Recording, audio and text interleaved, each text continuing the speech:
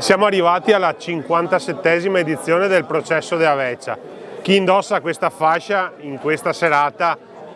si deve aspettare una serata molto dura, complicata, fatta di ironia ma anche di sane critiche all'amministrazione, e quindi mi aspetto qualche critica sui ritardi, sulle buche, sulle baby gang. Insomma, attenderò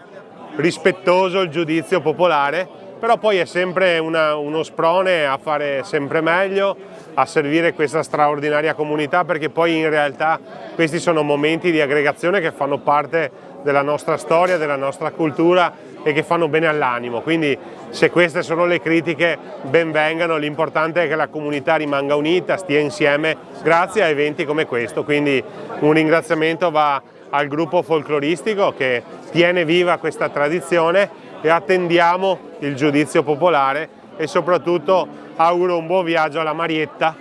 che verrà giudicata dalla giuria popolare. Insomma, il Processo della Veccia è un appuntamento storico, fa parte del usi, costumi, identità di questa città, è un momento particolare dove in maniera anche un po' giocosa si mette a processo un'annata, l'annata ovviamente del 2024 fino ad ora in sostanza, e si va un po' a giudicare fatti e misfatti di tutto questo periodo. Ovviamente ci saranno anche dei momenti giocosi, gioiosi, dove si prende anche un po' in giro le personalità politiche, in primis il sindaco di Treviso che è qua con noi oggi, quindi sarà un momento sicuramente divertente.